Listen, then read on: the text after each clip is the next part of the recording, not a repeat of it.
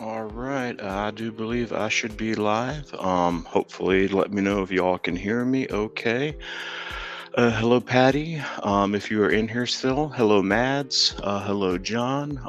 Coming in from Nick's live. I hope you had a good time with Nick. Hopefully, I did see it, but I just had to finish up this, kind of get this thing going here.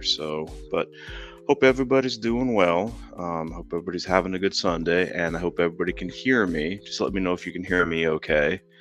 And I'll let a little few minutes go by before we kind of get started on this Sunday. So just let me know if everybody can hear me. Let me know if the music is a little too loud. I don't think it is, but just let me know. Sometimes this microphone can be a little fiddly.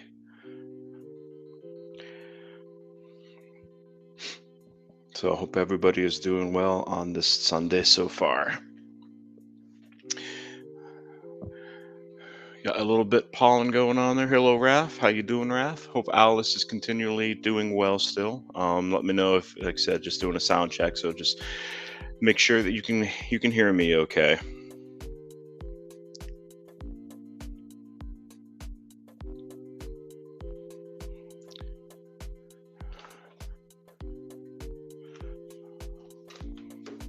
Hello, Renee. Thanks for popping in, Renee. Hope you're doing well. Again, just let me know if you can hear me okay. Yeah, John, there's only I didn't type in the little promo thing, 9 cats in the little classic car. So maybe somebody's under the car, perhaps. One of the kitties. I don't know which one though. Oh, you can hear me fine. Okay, thank you, Renee. Thank you for letting me know. So I always just this microphone, this headset sometimes is a little wonky, so sometimes it doesn't work exactly like I want it to, and sometimes it does. So is everybody doing well on this Sunday afternoon?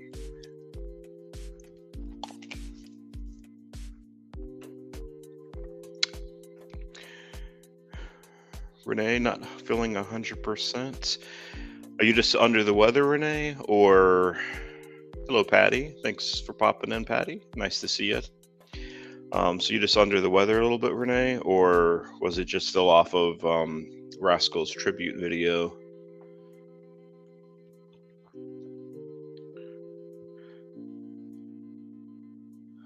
At least you had the energy to get out of the bed and do some dishes and some minor cleaning. Sounds good. Hello there, Joe. Thanks for popping in, friend. Glad to see you today. Hopefully, we might have a maybe one or two new cat channels, but you never know. I mean, I did invite out there to some new cat channels, so hopefully they'll pop in. But we shall see. We shall see. I'm glad you're here, John, Renee, Raf, Patty, and whoever else that might be on here. John, just kind of going up. Mads, if you're in here. Let's see, what is John saying? It's a gorgeous day here in West Central Virginia. Renee, you've been having a cough with some breathing issues. Is it, Renee, do you think that's allergy related, like pollen related, or maybe do you think you have like a cold or something?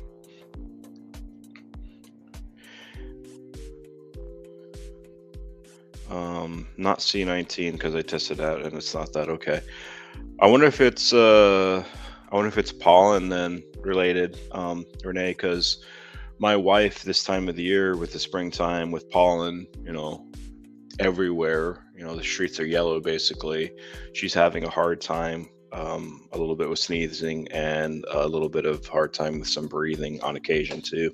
It even affects me a little bit. Like last Sunday, I was just a little, not with it completely, just a little off, a little headachy, and it's the same today. Just kind of headachy and just not all there really. Here enough to do this live though, because got some important topics to talk about again. and some fun stuff also. Let me see. So Renee, what are you saying? You're not sure, but the same thing happened last year, and I ended up in the hospital because I couldn't catch my breath. Well, hopefully, Renee, that doesn't happen this year. Hopefully, it'll calm down, and you'll start to feel better soon, and you won't have that issue. Hopefully, soon enough, it'll go away. John is saying the pollen is ridiculous here right now. Fortunately, it does not bother me. Lucky. Yes, John, you are lucky. If you're not affected by pollen, then count your blessings, because pollen is nasty. Myself, having hay fever, it's not something there's no cure to it. And once you get hay fever, you got it for life. You just do your best to kind of minimize the symptoms. And this time of the year with, spring, everything starting to come alive again, it's rough sometimes out there. And even inside a house, because pollen will come in through your air conditioning, and it'll come in through, your gaps and stuff like that. It can be bad. Renee, feeling a little bit better today. Hate feeling sick. Too much to do and too little time to do it. Ain't that the truth, Renee, for everybody? Too much to do and there's not enough time to do it. I completely agree with you there, Renee. I completely agree. So I'm going to give about maybe another 4 minutes or so just to have people pop on in. Hello, Tranquil. Thanks for popping in, Tranquil. Hope you're doing well. Hope Miracle is doing well, and all the other kitties, Mysteria, and I'm bad with names, so I'm not even going to try. Eventually, I'll need to write down all the kitties' names, Tranquil. And that's what I'm going to do with almost everybody. I have a lot of people's names, like Renee. I know you got Rascal, Lucy. Well, Rascal's still with you in spirit, obviously. And then you have Leo and Lucy. John, you have King Louie, Raven Poe, It's Her Man, and I'm forgetting somebody. Itsy Bitsy. I don't think it's Itsy Bitsy. Joe, you obviously got Jack and Bob. Raph, you got Alice and Pearl Jam.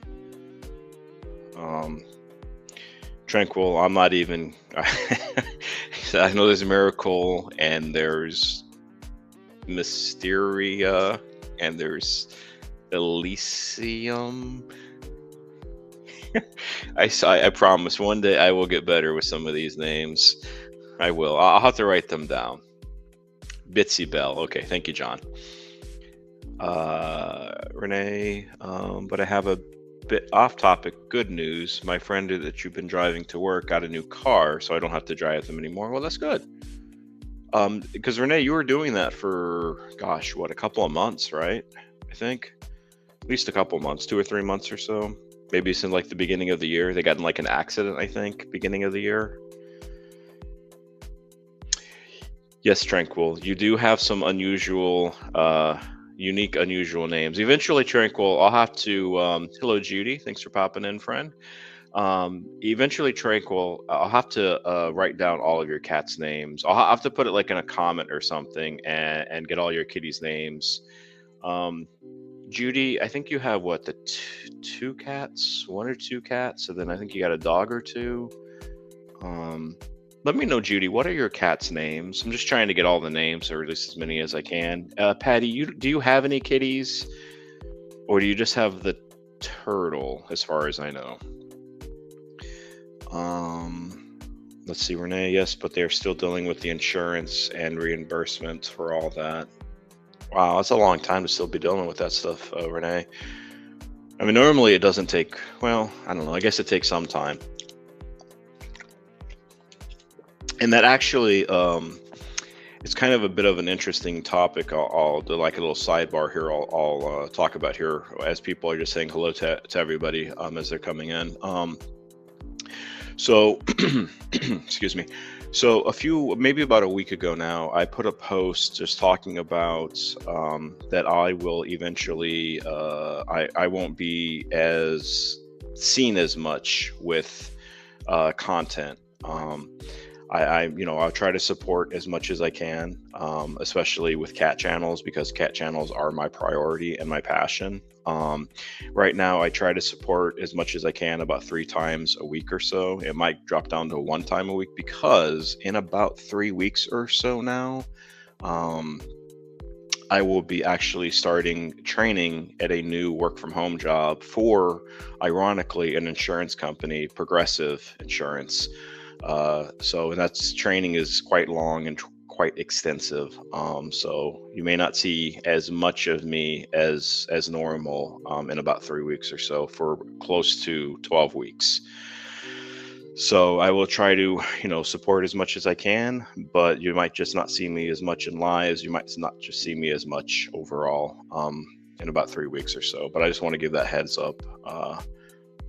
You know, so just in case you're wondering where I'm at, I'm just busy training a new work from home position.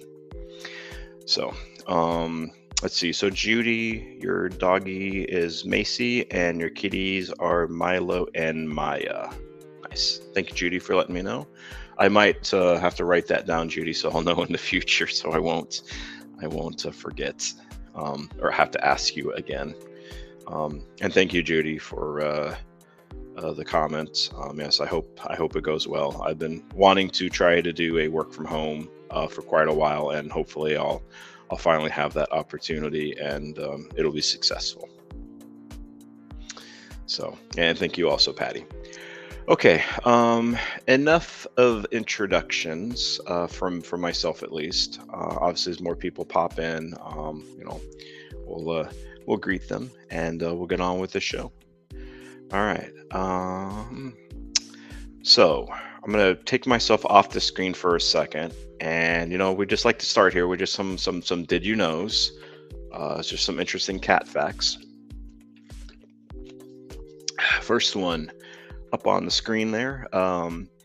Cats, apparently, at least according to scientists, they cannot taste sweet things.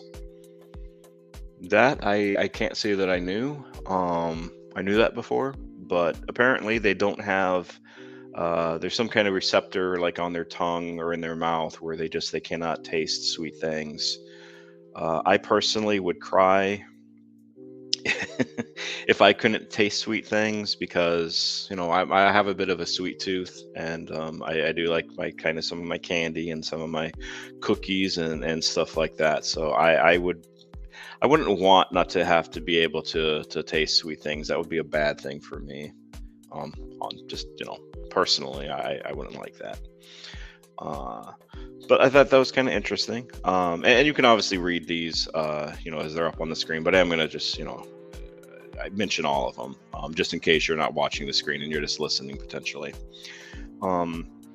However, though, apparently they can distinguish different flavors in water. So maybe, we talked before about cats and drinking water, right? And sometimes they'll just go to a dirty old mud hole. And maybe the reason they go there is, I don't know, they like the taste of the more interesting tasting water, perhaps in the mud hole, or in a dirty water dish or something. Maybe they like the taste of that. Who knows? But I just thought that was kind of interesting also, that they can distinguish flavors in water, the freshness, I guess, of it. Let's see what John is saying here. Interesting about the cats not being able to taste sweet things, but they had a cat growing up that loved the maple syrup. Probably not good. No, John, probably maple syrup and cats probably are not good for them. That's probably a bad thing, I would imagine, overall. And then John is saying all of our cats prefer pond water to fresh water. Maybe this is a reason why. Maybe there's like a better flavor that they like, in that mud water or pond water, perhaps. Hello, Cool Gamer. Hope you're doing well today. Thank you for popping in, friend. Hopefully you're doing well. And Cool Gamer, do you have any kitties or doggies? I might have asked you before, but I don't remember. So if you can put that in the chat, I would be appreciated. And then Tranquil was saying that her outside cats like to drink from mud holes also. Nice. And then after that, what do we got? The richest cat apparently in the world inherited $12.5 million when its owner passed away. I thought this was interesting. I read this a little bit more. So apparently, the person when they died, when they passed away, he didn't like. I think it was a he. They didn't like any of their family. They didn't think any of their family deserved any of this money, and so he willed it to his cat. There was some complications. The cat didn't actually get the money per se, but what wound up happening was the money, the 12.5 million, went to different cat charities, and I think this was in the UK, but I could be wrong on that. So I thought that was kind of interesting. Person dies, they willed it to their kitty, $12.5 million. The cat technically, because it's a cat, it's not a human, couldn't actually get that money, like technically. So the workaround was they wound up donating to a lot of different cat charities in the community. So I just thought that was kind of interesting. Let me see what people are saying. So John is saying the richest cats are those with a home and a maid or a butler. I agree with you, John. Judy, my brother has a 16-year-old male cat named Peanut. Beautiful, all white, except for its tail and ears are black. Awesome, Judy. And Renee, yeah, I know we talked before, Renee, about what happens when you pass on, kind of like what to do, or what are your plans, like a will for your kitties. Like you don't want them to just wind up being put into a shelter or something. So I do remember you talked about that before a few weeks ago. Joe is saying, yes, it was in the UK. I remember reading about that. Awesome, Joe. Hello, Ifany Cool. Thanks for popping in, friend. I hope you're doing well, Ifany Cool. How are things out there in Germany? How's the pollen out there in Germany, Ifany Cool? Do you get a lot of pollen in Germany? Just let me know. And then, let me see, what is Renee saying? Yes, you have to put the money in a trust to be used for care of the cat designated by the trust fund. Hello, Jennifer. Happy Sunday, Jennifer. Hello to you. Hope you're doing well, Jennifer.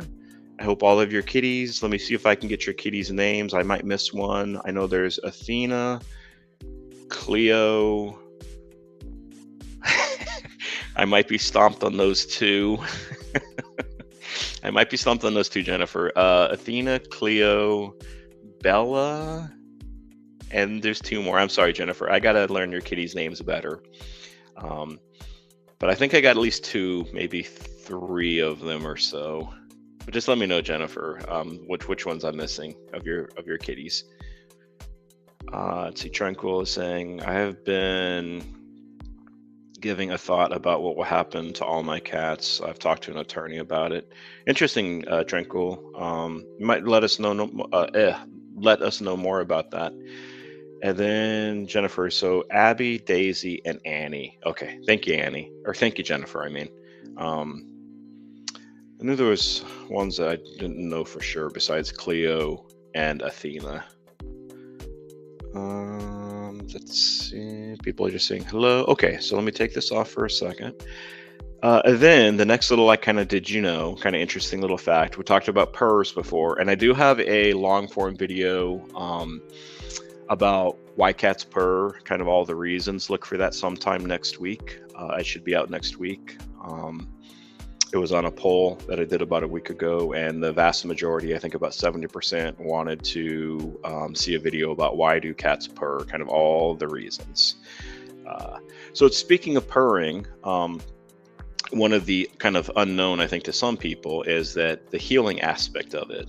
As you can see here, it improves the bone density and it promotes healing within a kitty.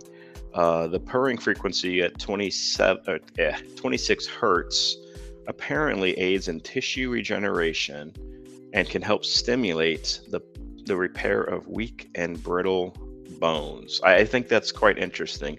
Hello there, Bert. Thanks for popping in, friend. Yes, I was talking about purring, not in any kind of weird way or anything, Bert. But just about with cats, they're able to heal themselves with purring. So I think that's pretty cool, actually. Wouldn't it be kind of neat if we could like somehow like purr as humans? I mean, we kind of can, but vibrate or something, and it can heal. It can heal our bones. It can help with tissue regeneration. I just think that would be pretty neat if that's something humans could do. And I wonder, dogs can't purr, but is there something, I wonder, is there something with dogs that they can do to help kind of, you know, soothe themselves or heal themselves with dogs too? I don't think that there is, but I don't know, to be honest. But I thought that one was kind of interesting also. Lastly here, let's see what Bert is saying real quickly. That his wife apparently hums before she sleeps, and she says that it helps her get to sleep. Interesting. Has she done that as long as you've known her, Bert? Like, you're like, as long as you guys have been married, and then beforehand, or is that something she started up recently and started to do? The last one here, I think probably most people know that obviously kitties, they can jump, quite a bit up in the air. But apparently they can jump up to 6 times their own height. So for that, just think of it, if you're a human being, let's say you're like, an average size human being, like 5 feet to 6 feet or so. That means that you can jump up in the air, like what is that? Like 5 times 6, like 30 feet or 36 feet in the air. Wouldn't that be crazy to be able to jump 25, 30 feet in the air? You could be on the ground next to your house, and you could jump up to your roof if you're in a 2-story house. That's just crazy to have that ability, to have those strong muscles in your legs. So I thought that was kind of a bit of an interesting one too. All right. Let me get something set here. Just give me a second, because I do have some videos for you. Let me find them though. I think I have some videos for you. Hopefully I didn't delete them, but I might have. So we may not have. No, never mind. I got them still. Okay. All right. So, anyways, all right. So that's kind of like the did you knows. Let's kind of do some headlines here. Headlines across the world for kitty cats. Let me make sure that I'm not missing anybody in the chat. I think I'm good. Okay. I always want to keep an eye on that chat. Make sure that I'm not missing anybody coming in, or if anybody's saying something or asking a question. All right. So some headlines, and John, you can definitely. I think you had this problem, John, a few months back when your kitties got into some catnip. So I don't like the word owner, but a parent arrives in their house to find a shocking scene as cats tear open up a 5-pound bag of catnip, which is just crazy, right? And I don't have a video for this one, but as you can see, there is a picture, and there is catnip all over the ground, and there is catnip all over this beautiful black kitty cat. And is just looking up saying, I'm innocent. I didn't do anything. Yes, John, this is what I was. Yeah, you have a video with It's Her Man covered in catnip before they broke it. And they were having issues, right? They were fighting and hissing at each other. I remember that conversation with you a few months ago, John. Eventually it got better. But I just thought that was kind of a cute photo. The cat looking like innocent, like I did nothing. I didn't do anything at all. I am completely innocent in all of this. So I just thought that was kind of a cute little video. Oh, okay, so Jennifer, honestly, they really they can't. So, and that's what the parent, they were kind of worried about a little bit. if they can like have too much. Now, I don't. I think the person who has like I think it's maybe is it Chinese or Japanese? Maybe that's Chinese. Unfortunately, hello. I can't. I have no idea what you're saying. Unfortunately.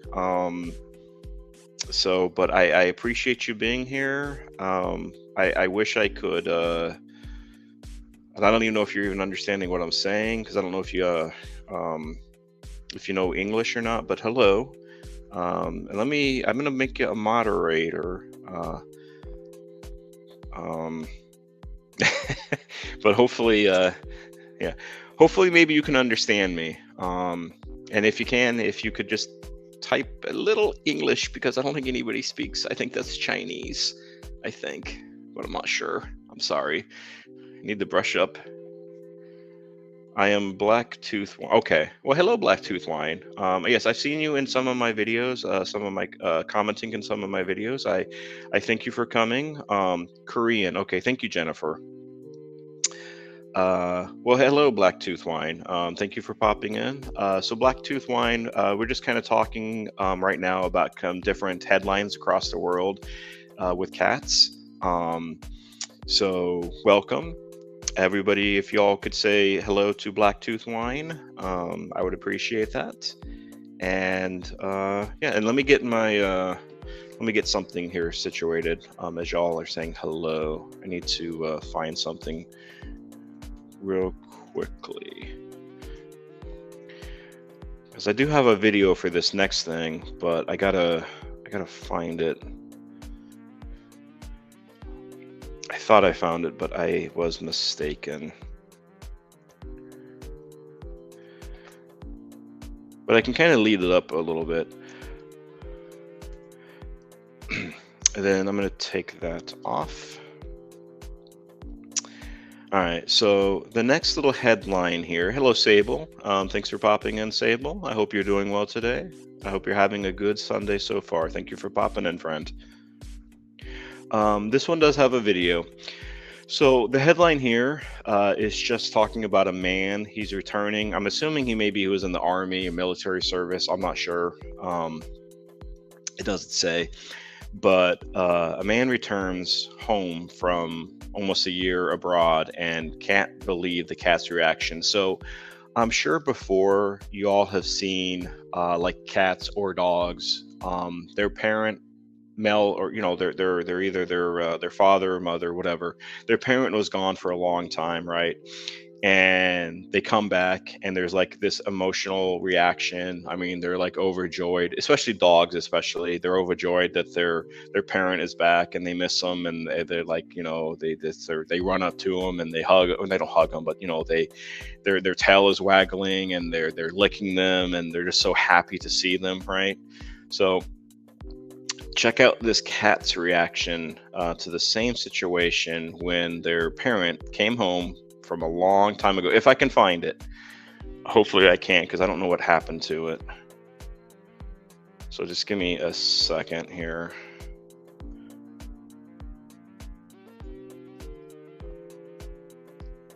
Let me see if I can. Okay. Get that going. And also, I am going to turn off the music a little bit so it's not as loud. Okay. And this is I think this is a TikTok video. I'm not the biggest fan of TikTok, but I do like sharing some of these videos. So again, like last week, I shared a couple of these and I have it on mute so that you're not going to hear anything. But you're just going to see this reaction of this cat when their parent came home from a long time ago. All right. So let me see. Let me share my screen. And let me go. Okay. So again, The setup: this person has been gone for almost a year, and this is the reaction that they have, that their cat has when they're finally back home.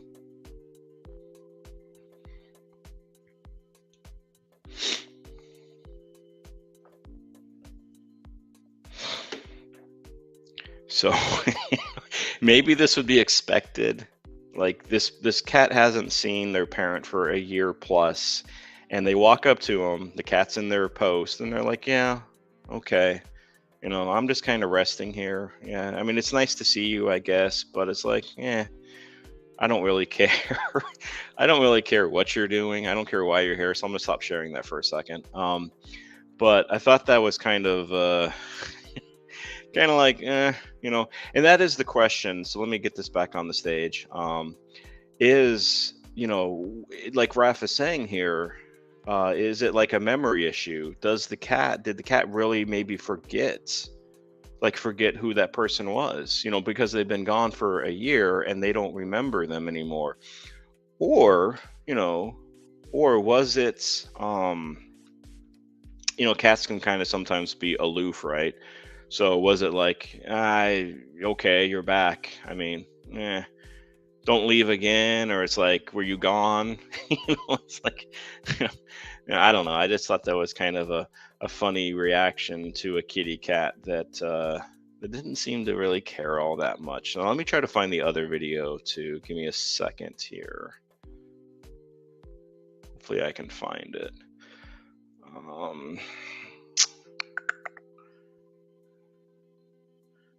Nope, it's not that. It's not that.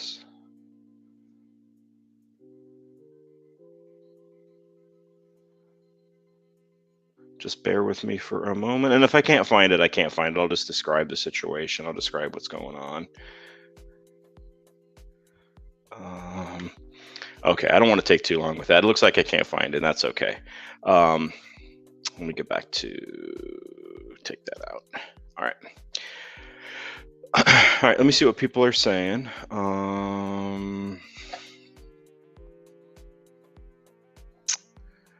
Yeah, John is saying, "Who are you?" Exactly. Who are you, stranger? Jennifer saying, "I can't imagine being away that long for my cats." Yeah, me neither, Jennifer. I mean, a day is really too long, right? Joe is saying, "Memory or sense." Tranquil is saying, "I don't think that they forgot. I think that they are offended about the absence." It could be.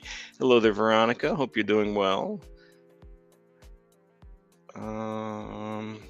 John, yep, I remember you talking about this, yep, last week, that you had a kitty that was in the 1970s that got locked in the bathroom. I think it was like in Germany or something.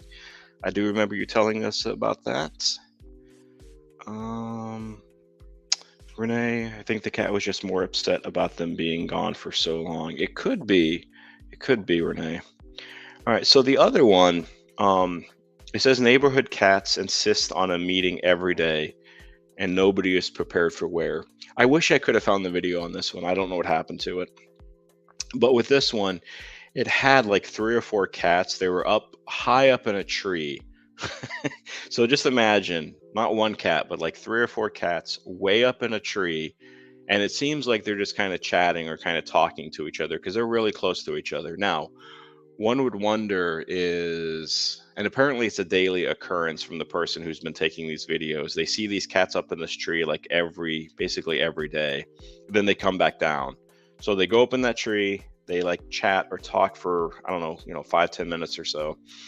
And then they leave and they all come back down again. And it happens every day. And they've been filming it for a while now. So I thought that I wish I had the video. I don't. Maybe you could find it somewhere if you wanted to search for it online. But I just thought that was kind of an interesting, kind of a funny little thing. I wish I had the video, but I'm sorry. I don't know what happened to it. So Tranquil, mother was in the hospital for a while and the cats were happy but confused. Okay, Tranquil. All right. I know your mother is not the biggest fan of kitties. And John, exactly, that community cat chat. Exactly, John. Okay, that should be it. Now, these are the topics that folks wanted to talk about today. The first one, or not the first one. Well, yeah, the first one, Tranquil mentioned wanting to talk about. So these are a little heavy, some of them. I know last week we were kind of a little excuse me, we were a little heavy also on these topics, heavy with, with talking about feline hyperthyroidism and kidney disease and diabetes. So this next week, well, I'll talk about next week in a little bit towards the end of the show. But this is going to be a little heavy also today. Now, the thing about last week, though, I will say, uh, with all of those, with diabetes, make myself a little bigger. With diabetes, with man, I gotta shave. With diabetes, with thyroidism, and with kidney disease, they're not like death sentences, right? Diabetes can be managed. It can even be reversed. Kidney disease is the tough one, but given the right circumstances, a kitty can live quite a long time with kidney disease and live a pretty happy life overall. And thyroidism, if y'all remember, there's ways of treating it, and it's curable also. Um, this one though, these topics are a little bit. They're a little bit more intense. I will say they're a little bit more. They're a little harder. So, Tranquil wanted us to talk about FIP, because I think she said that she's been through FIP like a lot of times before. So I personally have no experience, like personal experience, like with any of my kitties with FIP. So, I'm kind of new-ish to that one. I have seen it before, and I have, just in my history of working with animal hospitals, stuff like that, I have seen it. I just haven't personally experienced with one of my own cats. So, after she mentioned FIP, then I'm like, well, then let me talk about also feline leukemia. Because it kind of, these three things, they kind of all kind of interconnect with each other. I do have experience with feline leukemia. From those who might remember the video that I posted maybe now 3 weeks ago with our little boy who passed away at 5, he had feline leukemia. So I do have some experience with that. And then FIV is another pretty devastating one, but it's a little bit more manageable potentially. And we'll get into it in a second. But FIP, feline leukemia, and FIV. And then John wanted us to kind of go, not necessarily light, but just, these are some deadly diseases. And John wanted to go a little lighter. So he said if we could talk about fleas and ticks when it comes to medication, when it comes to like over-the-counter stuff versus, like vet related. When it comes to, and you might hear rosemary on occasion, when it comes to medication wise, like how to medicate, where to medicate, what happens if a kitty cat licks the medication, kind of like what to do with that. So we will talk about that. And then lastly, I think it was Gina Beans and Tootsie. I do believe that on a comment off of that post, she talked about having to how to like enrich cats' lives when you're not home.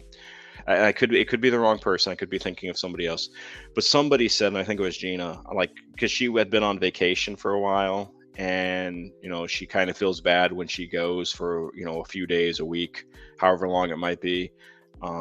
She just feels bad, and she just wanted to say, hey, can we maybe talk about like how to enrich cats' lives when you're not home, whether that's you're not home during the workday if you have to go to work, or if you're not home, you're on a trip or you're on a vacation. So I figured, yeah, we can talk about that for sure. All right, so let's get into it. Now, does anybody have any questions or any comments or anything about these topics before we start? Just let me know in the chat. And if not, we will get into it.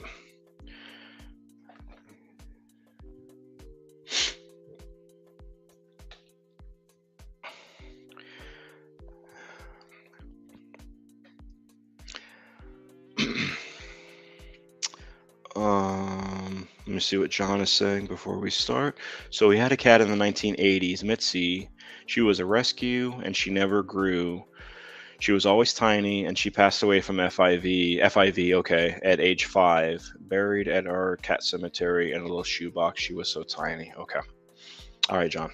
I think that's the cemetery that your sister made, right? It was like a pet cemetery. I like a family pet cemetery, from what I'm remembering. Um, but yeah, we'll talk about FIV along with these other ones too. Okay, so I'm gonna get started. Now this is gonna be a little different because I don't have necessarily some of the expertise like just in my mind, like right off the bat with these ones, like I did last week. I did create some bullet points. So, we're just going to kind of go through some of these bullet points. Feel free to ask questions, feel free to comment as we talk about these bullet points, okay? Now, hopefully this is not too small. I am going to move my big old head off of the screen. Hopefully, and I know on the cell phone this might be a little bit smaller, but I am going to talk about every bullet point. So depending on how you're watching this, these could be a little small because there's quite a bit that I wanted to get into it. So I've made quite a bit of bullet points when it comes to each of these particular diseases. So I apologize in advance if you're like on a cell phone, like I think John you are, and Tranquil. This might be a little small for you to read, but I will talk about each bullet point also while you're listening and watching. So FIP. Some of y'all may not know, I didn't know this part, but you may not know yourself, that it is a viral infection and that is caused by certain strains of feline coronavirus. So pretty interesting, right? There obviously a few years ago, we went through COVID, right? Human COVID, and pretty devastating, right? For quite a few people. A lot of people lost their lives. And it was just a tough time, and it definitely seems like the world has not been the same since 2020. Tranquil, there might be some new things. There are a couple of new things that are in here that you might actually not know. Some new stuff over the last couple of years, especially towards the end. But anyways, so it is a part of a family of strains, a feline coronavirus, some deadly stuff. As you can see also, it is common in cats, especially from kittens. It hits kittens harder than it does adult cats. As you can see, 1 in every 200 new cases of FIP is a kitten. So it tends to hit kittens more than, adult cats, but not always. It is also more common, it is usually passed from mother to offspring. And that's what you're going to see with a couple of these diseases is it's a trait. It's something that's passed on usually from mother to kitten. So that's usually how it's passed, not always. It is also pretty common in shelters and in catteries. And it kind of makes sense, right? So, shelters, there's a lot of cats usually that are there. And sometimes the conditions are not the most sanitary. And it can just be like kind of like a breeding ground for some of these diseases. It can run rampant everywhere. And then catteries kind of makes sense also. I don't know if are you familiar with what a cattery is? I'll give a few moments in chat and then see if people know what a cattery is. Tranquil, your kitty was 3 years old, the one that passed from FIP. And my sympathies with that, Tranquil. So it's kind of like that younger age we were talking about, that it's pretty common in that kitten. Probably had it as a kitten and maybe went for a little bit and just couldn't survive. When was this, Tranquil, if you don't mind me asking? Was this a while ago? Just a little bit ago? And what time frame was that in? So as I'm waiting for if anybody knows what catteries are, it is also I'll kind of get on to the next little bullet point, and then I'll get back to catteries in a second. It's also apparently more common in purebreds. Um, Let me see here. Tranquil. So for your kitty, it happened in August of 2020. I'm sorry to hear that, Tranquil. That was rough. Then because you had COVID, right? You didn't have COVID, but COVID was going on, and then to lose a kitty, basically a kitten almost. That's tough. So I'm sorry to hear that, Tranquil. Um, Let me see. Let me see what John is saying. There's a very distinct symptom for cats with these autoimmune, their third eyelids. Yeah, yeah, yep. Very true, John. So, anyways, with catteries, and this is where the purebred connection kind of comes in. So, catteries are not all the time, but a lot of the time, catteries, they're people that breed cats. Um, so it kind of makes sense, you have catteries and cat breeders, because a lot of like purebred cats are like your fancier cats, right? They're your designer cats, right? They're the type of cats that cost like thousands of dollars, and they're fancy, like rag dolls, for example. Um, Stuff like that. Um, but anyways, I just thought that was kind of interesting. There's another thing for catteries too. It could also just be boarding facilities too. I forgot to mention that, but it could be kind of the same also. But anyways, purebreds. So your rag dolls, your I'm trying to think of some other purebreds. Your Devon Rex types, your Sphinx types, stuff like that. And then Tranquil, the next day that I was hit by, geez, Tranquil, that was a rough time for you. I am sorry, Tranquil, to hear that. All right. Let's see. And let me see. I'm sorry. I'm kind of lost my train of thought there. Okay. So there are two types of FIP. So, and one is much worse than the other.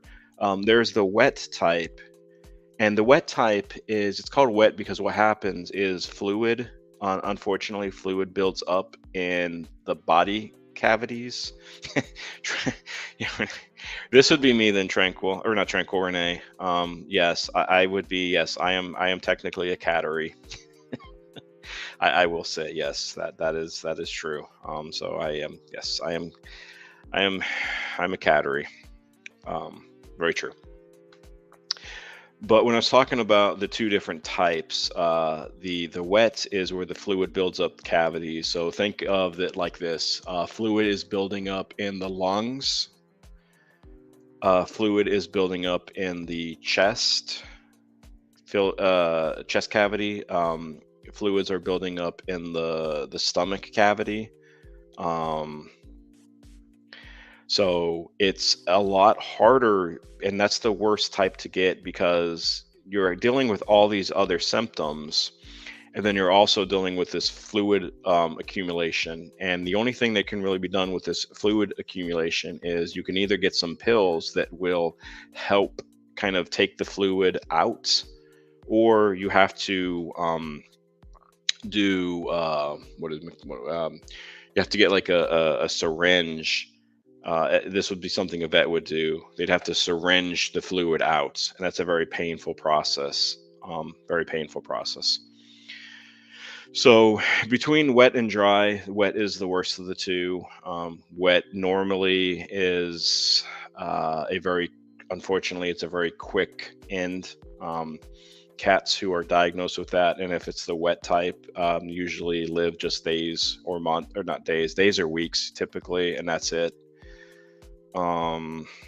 So dry, you can last a little bit longer, but still, even with dry FIP, you're talking like weeks to months, and that's it.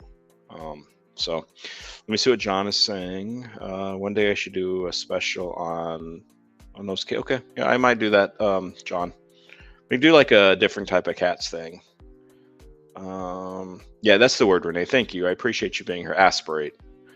Sometimes when I talk, I feel like I'm a little not dyslexic, but sometimes I get my words kind of messed up a little bit.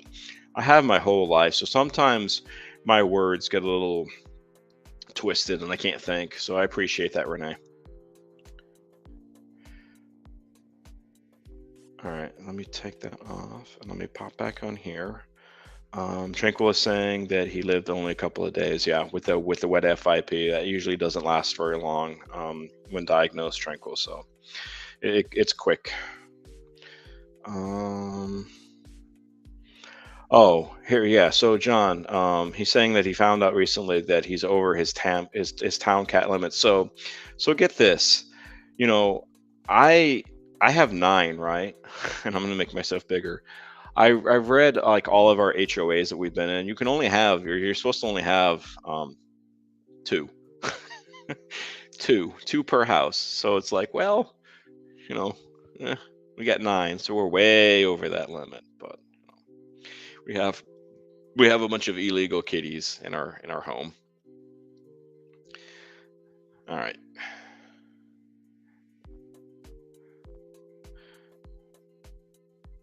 Okay.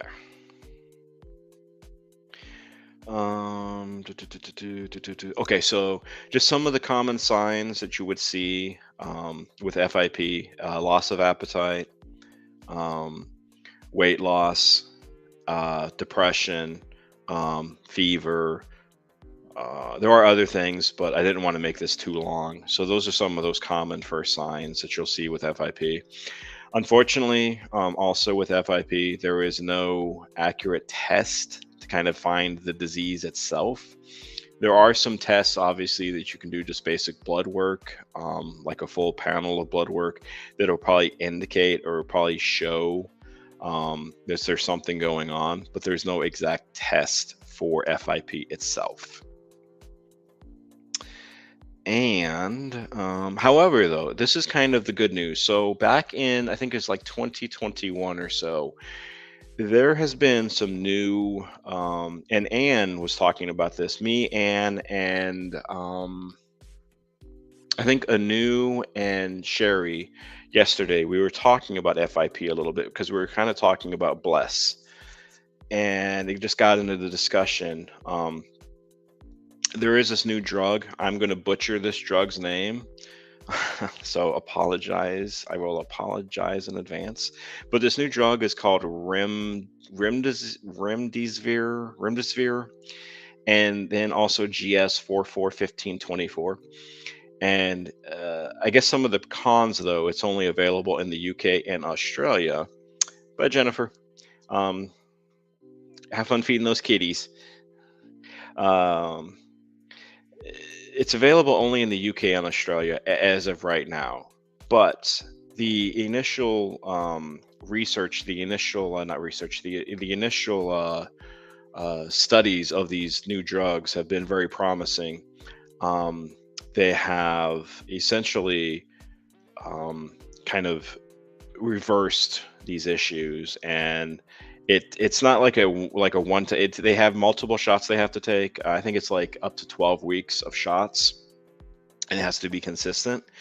But once they're done, there has been more success with these particular medications.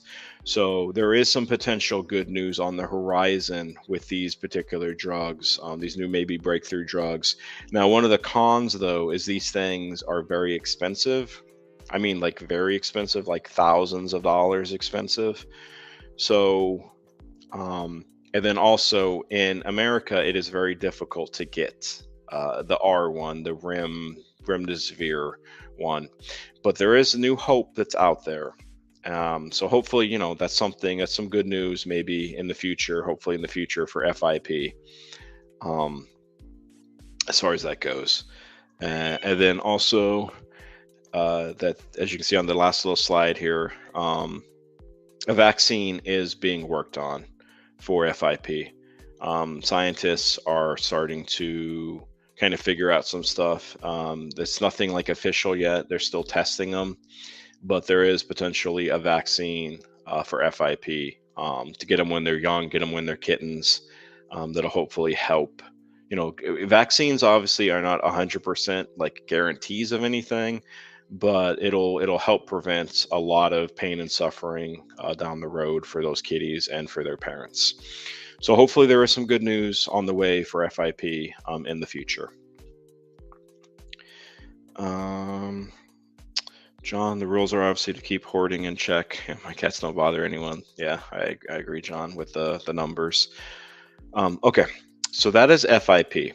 Again, if you have any questions, any comments about that, go ahead and put it in the chat. And if not, then I'm going to get on to the next disease, the one that hits a little bit more personal for me.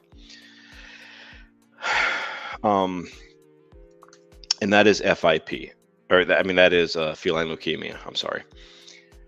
Okay, so a little bit more on this one. Feline leukemia. As you can see, it is the most infectious disease and the leading form. It says from. It's a mistake. The leading form of cat cancer. And I know that from experience, unfortunately. It also affects up to 2 to 3% of all cats, and it can go up to 30% of older or sick cats or sick cats. And this is in the world with feline leukemia. It affects up to 2 to 3% of all cats in the world, and it can go up to 30% in older cats and in sick cats or cats that don't have the best immune system. Once again, transmission usually occurs from mother to kitten. It's passed on through them from mother to kitten. But it can also, again, like the other one, it can happen in multi-cat households, the catteries, shelters, just places where, excuse me, there is a lot of cats and not necessarily the, how can I put this, the most sanitary conditions. And that's the thing with some of these things like this FIP, feline leukemia, and FIV. Even if you just have a person, I'm not saying anybody here, but if a person has just like maybe 3 or 4 kitties, if they have a dirty house or if they're not keeping their house clean, they're going to be more susceptible to these type of things. Unfortunately, it's just kind of how it is. So, keeping a clean home is important for you, and it's important for your kitties and your doggies and, everybody that lives inside the house. Okay. So again, kind of like FIP, some of those common signs that you'll start seeing in the beginning is that lack of appetite, diarrhea, weight loss, a dull coat. There are other things like eye issues, kind of like what John was talking about previously. Again, it affects their eyes quite a bit. I think John was saying earlier, the whole third eyelid starts to show a little bit more. It won't like stay down. It'll just keep on kind of popping up, if you will. And lethargy, of course, pale gums, stuff like that, unfortunately.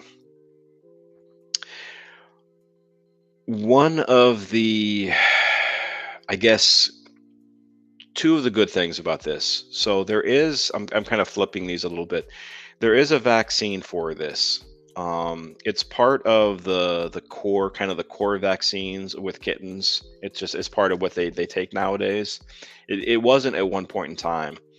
About 20, 30 years ago or so, feline leukemia was a lot more prevalent with cats. But since they started to do these core vaccines, and this being one of them, it's drastically lowered the rates of kitties that have feline leukemia. So that's a good thing. But of course, with any vaccine, human, cat, dog, whatever, it's not 100% guarantee. Just because you get a vaccine, it doesn't mean that you're bulletproof from it, that you're immune. So you always just got to be careful. Just because you had a vaccine or your cat had a vaccine doesn't mean necessarily anything. And I can tell you that as a fact because our little boy who passed away, he did get the vaccine, and he, as a kitten, was tested, for the feline leukemia along with the shot, and he tested negative. So it's not foolproof at all. Let me see just what John is saying. My cat is always a mess, but there is a difference between filth, absolutely, and just cat disorganized. I can't keep up with the sweep always, but I don't have unsanitary conditions. Yeah, John. And I wasn't mentioning anybody here. I wasn't like saying anybody here. Just kind of like in general, if you have a filthy house, or if you have kind of like a dirty house where it's just um, the conditions are can be worse, or they can exacerbate the conditions, or make things worse potentially as far as that goes. So um, there is. I guess this is kind of good news. So unlike FIP, there is a test, and we had to once the boy, once our vet, because kind of like she was running out of like, well, I don't know what's going on with this kitty. We're trying like doxycycline, we're trying all these like heavier duty antibiotics, and nothing is happening. He's still losing weight. He's still doing all of that stuff. He still just looks bad, and he just doesn't feel good. So she ordered what is called a SNAP test. A SNAP test, it checks specifically for feline leukemia. It checks for two other things. I think it's FIV and one other thing, not FIP, but FIV. And it is pretty accurate. Not 100%, of course. Hello there, Jess. We're talking about some heavy stuff right now, Jess. We're talking about FIP, FIV, and feline leukemia. So some heavy topics here, Jess, and I'm sure you could probably input some valuable information for myself and for those in the chat also, Jess, because I know you, along with like myself, you have that experience and you've seen a lot also. So I appreciate you being here, friend. Let me see, what was I saying? So anyways, yeah. So the SNAP test. We on one day we our vet did the SNAP test, and we got a positive result that yes, he does have feline leukemia. And like I had in my video that I did of him, the next day he passed away. So that was obviously tough. To get, at least we got the diagnosis, because I'm the kind of person, I don't know about y'all, but I like to know like what's going on. I don't like to know, I don't like to be in the dark. Like, this kitty is like losing weight and we can't figure out why. I want to know the reason, even if it's the hard stuff like cancer and stuff like that. So it was kind of good in a way. It was kind of not good in a way, obviously.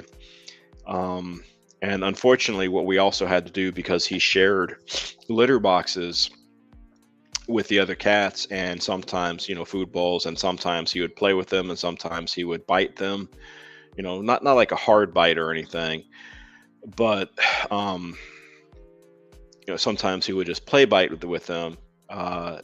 We had to test all of the other, at the time, we had 6 other cats. And we had to SNAP test all of them, and that was difficult, waiting, because it's not like it's an instant test that's done in like 5 seconds you get a result. It's about a 10-minute wait.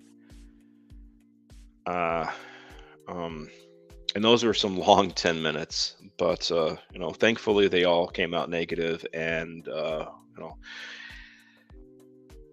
everybody else was okay. So let me get back to the bullet points here.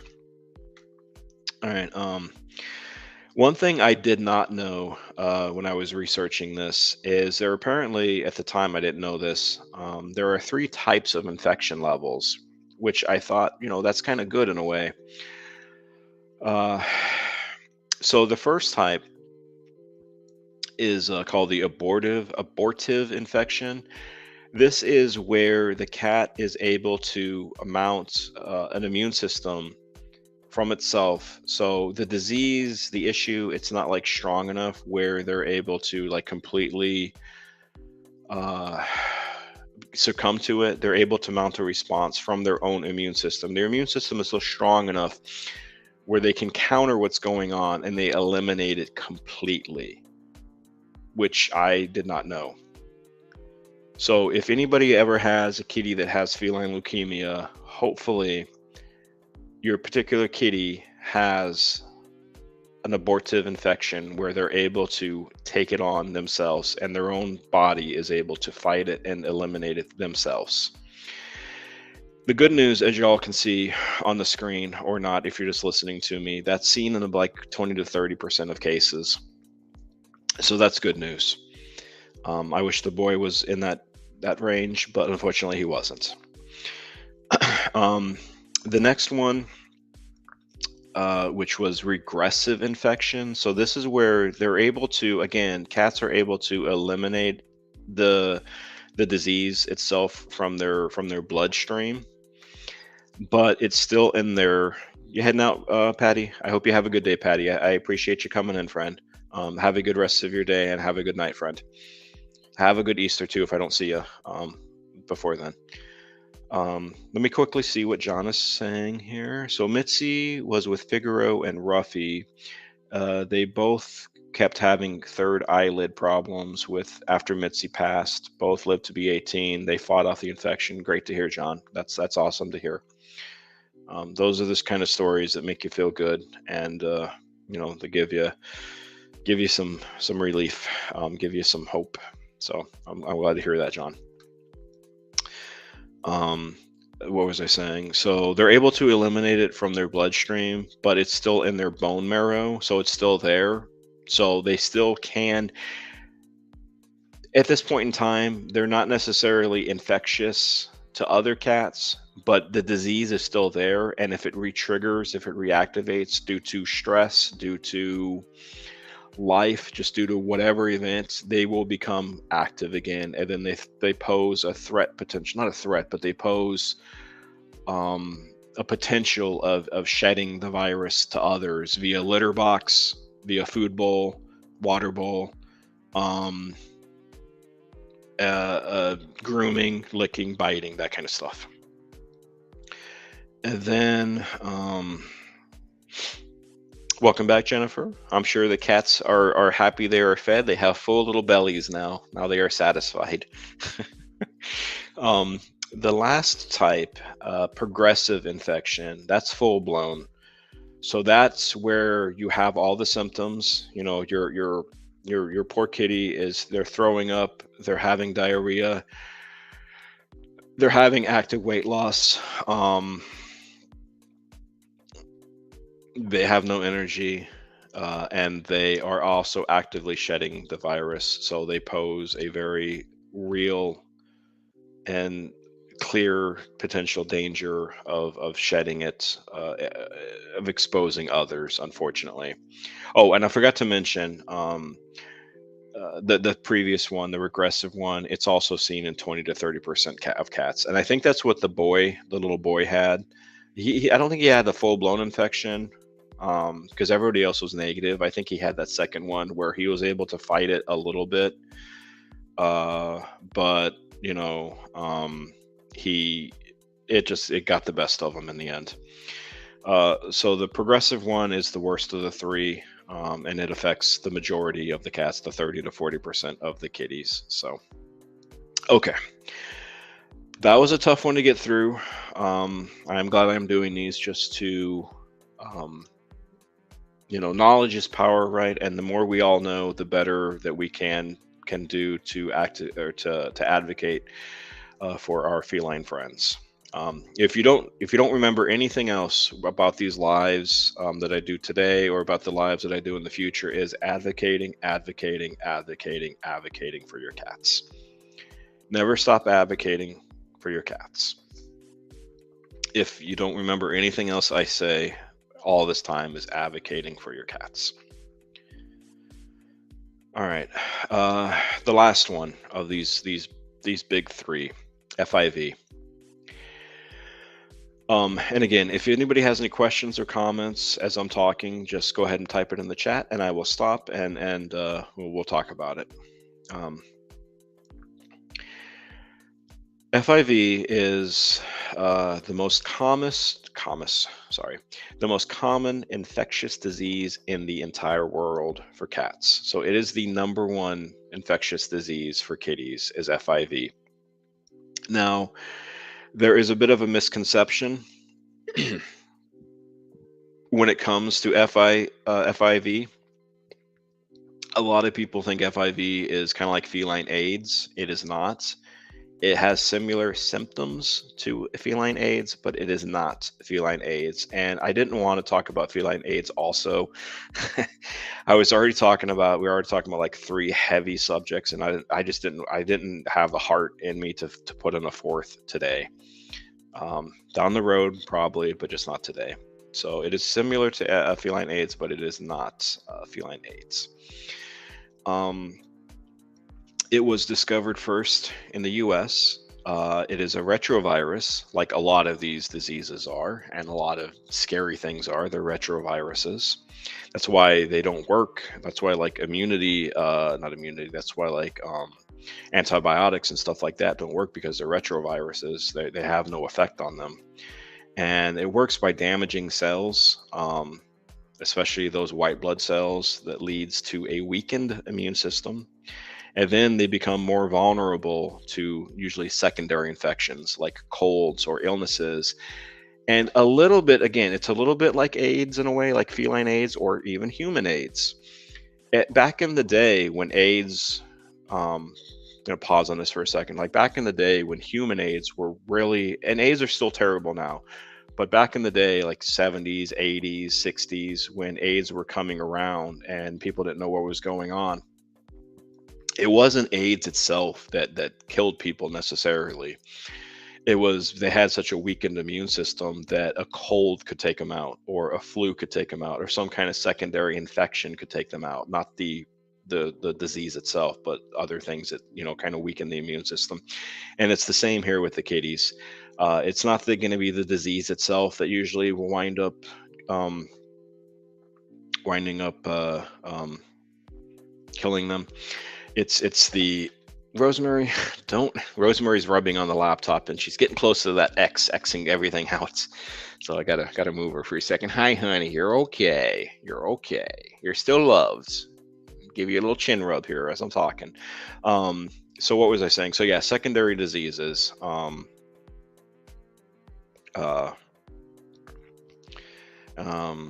sorry, I lost my train of thought here for a second. Let me see what John is saying. Antibiotics only work on bacterial infections and not viral. Yeah, viral infections. So that's why there's like nothing for like human colds, right? I mean, you gotta just weather a cold out. You just gotta kind of live through the cold because it's a virus, and it's nothing that can be done. So there's no point in taking medications for a cold. It doesn't do anything. Okay, so anyways, and now the thing with all of these diseases, they are all very similar. So the symptoms are very similar to FIP and to feline leukemia and to feline AIDS. They all are very similar. The thing that's a little bit different with this one compared to the other two is usually, not always, it's the transmission. It's what did I write? I think I said the wrong thing. Transmission is almost always through a bite wound. So if you have a cat that's infected with FIV, a way another kitty is going to get it is they're going to be in a fight, and the cat is going to sink its teeth through the other cat's skin, and through the transmission of the saliva, that's how you're going to get infected. That's how the other kitty is going to get infected. So it is recommended if you do have an FIV cat that hopefully either one, it's a single cat, they live by themselves, and that would be the best case scenario, is they do live by themselves. Or if you have an FIV cat and you do have other cats, either one has to be contained, or two, very mellow and that it's not going to then attack or fight or bite, especially another kitty, because then it's going to lead them to a situation where they might get infected also. There is no cure for FIV either.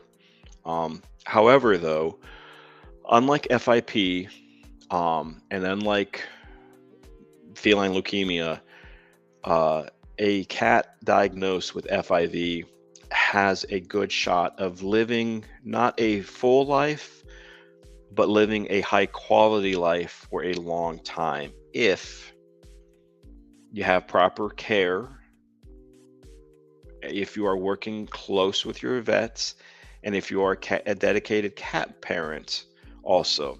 So if you're keeping on top of everything, if you notice that the kitty's starting to sneeze or the kitty's just feeling a little under the weather, get that kitty to the vet quickly. You probably have to get some antibiotics in it if it's got like some kind of bacterial or infection or anything.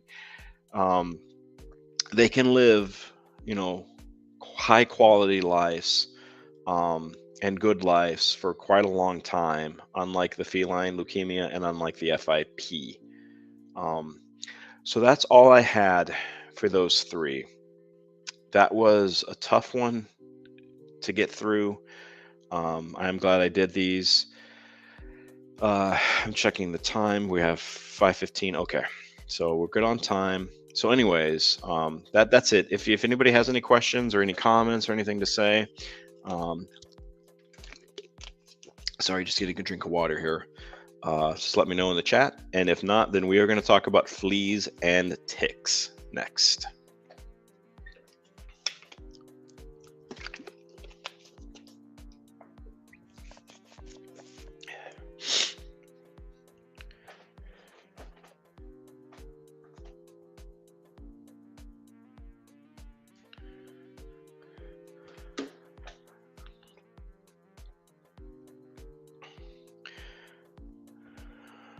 Okay, I'm not seeing any comments right now.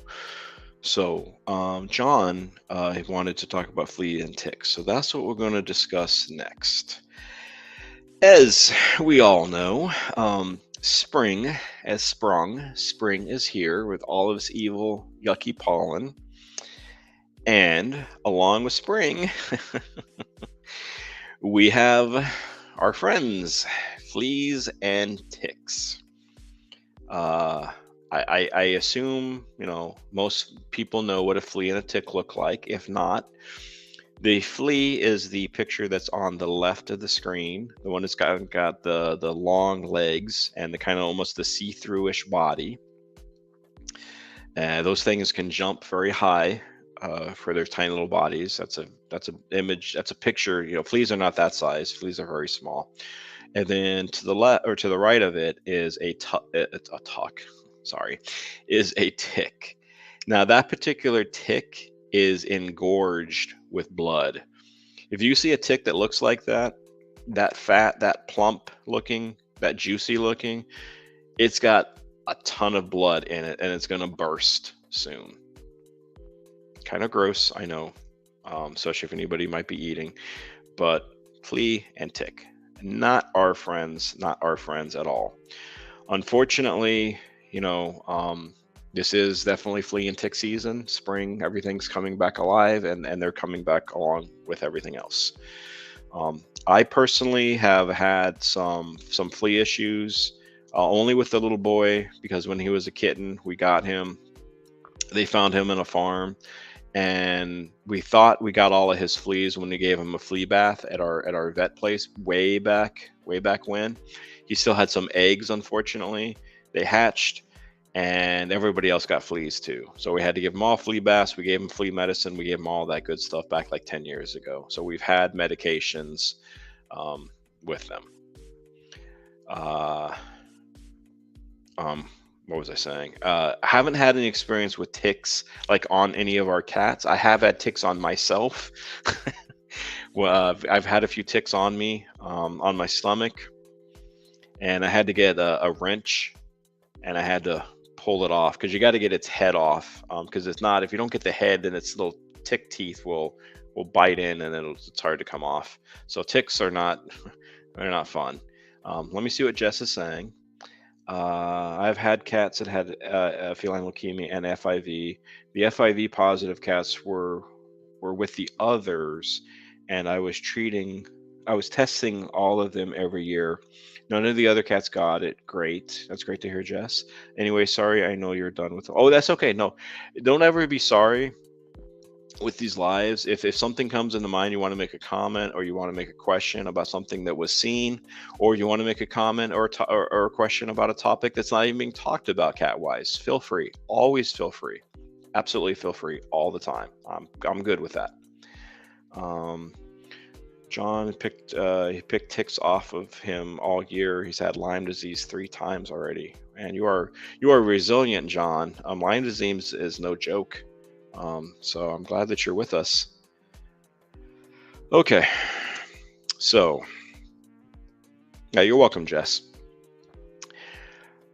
So kind of the dirty thing about flea and tick medication. The thing that I don't think a lot of people realize, no matter what your vet tells you, no matter the little bright and happy commercials you see about flea and tick commercials, right? That, hey, just put this collar on them, or give them the shampoo, or give them this medication, right? Do all this stuff. It's poison. All flea and tick medication, shampoo, collars, Revolution, Bravecto, whatever, whatever it might be. Hello, Anu. Thanks for popping in, friend. Hope you're doing well. It's all of these contain various levels of chemicals. All of them. Every single one of them contain chemicals, and every single one of them can be deadly to your cats and or dogs. Never, ever, ever, ever give a flea and tick medication that's supposed to be for a dog to a cat. That might sound like no duh, but in doing some research on this, there have been cases where stupid humans, and I will say stupid because they are stupid humans, who get flea and tick medication for their dog because they have both cats and dogs, and they have extra ones, and they put them on their cat also. Never do that, because it's not the same stuff. What's in flea and tick medication for dogs is not the same stuff that's in flea and tick medication for cats. And it's the same the other way around. Never put flea and tick cat medication for dogs. Just don't. Just don't. Never. Ever, ever, ever. Hello, Icon. Thanks for popping in, friend. So, in saying all that, there are, like I said, there are various levels of chemicals, and they can be definitely deadly to cats. Now, John, you were asking before. Let me see, what is Raf saying here? Okay, Raf. So you don't recommend medicinal options. So here's the deal, Raf.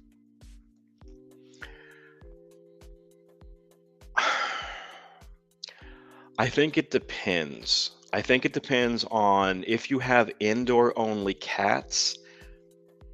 Because we have indoor only cats, I don't do any flea and tick medication at all. I never do that. John, I see your question, and I will get to that in a second. I will get to that question, John, because I know we talked about it like a week ago. Because they're indoor cats, I don't do any flea and tick medication. When I come in and we get asked, because you get asked questions when you come to the vet. What are your cats on any flea and tick? They're like, nope. We're like, nope. Do you want to? I'm like, nope. Not interested. No thanks. So if you have indoor only cats, I would recommend never use medicines, never use a collar, never use I know Anu here is talking about sprays. Never use sprays. Don't use any of it, because it all has poisonous chemicals in it. And if you look on the stuff here, if you look into what is in these medicines, the EPA themselves label this stuff as poison. So just don't do it. Um, so no, I do not recommend any of those things. But we'll get to what I would recommend in a second, Raf. As far as indoor. Now, if you have indoor outdoor cats, it's a little bit more tricky, right? Because if they're indoor outdoor, then they are going outside, and they are they're more susceptible to getting fleas and or ticks, right? Um, so that can be a problem, obviously. Uh, in that case, if you do want to use the harsher chemical stuff, and I'm going to get to non-chemical stuff in a second because it's on my bullet point list. Try to find whatever type of manufacturer, because there's a lot of them, right? There's Frontline, there's Revolution, there's a lot of different brands out there. Do some research and try to find whichever one has the least amount of chemicals in it. Would be my recommendation as far as that goes. Now, give me a second because I know the chat is going by here, and I don't want to get too far out here. Hopefully that answered your question, Raf. Let me know. John, my big question was with flea medication. The cats groom each other. What can I do? So John, if you are going to use the chemical stuff, and if you are going to put it on the back of the, right, like the back of the neck, like they tell you, like the base of the skull, right? It dries relatively quickly, like 10-15 minutes. If you can, try to separate the cats while it is drying. So if you're not using it right away, and then a cat, one of your other cats are going right to it, put them in a bathroom or something, let it dry. Now, the good thing is it's just a tiny little bit, right? So it is a possibility that the kitty can have a bad reaction because it literally is types of poison. But it's such a small amount that they're probably just going to get a bad taste in their mouth. They might get a little bit of an upset tummy. They might throw up once or twice, maybe, hopefully, if that's the most, and then they'll be okay. But I would recommend, John, maybe just putting them in a different bathroom, putting them in a different place if you can until the solution, the liquid stuff dries. Hold on, let me just kind of check the chat here. Jess is saying, I saw a lot of cats that people put on dog meds with the P1, yeah, and that they always had terrible seizures, and many don't make it. Exactly. Joe, I use a herb mixture called Billy No Mates, completely natural. Used it for years, and my dog, I never saw a flea or tick on him, and it's safe for cats. So, friends, maybe you could look into what Joe is talking about here with Billy No Mates. I have not heard of that, Joe, so I can't speak on that, but maybe y'all take a look into it.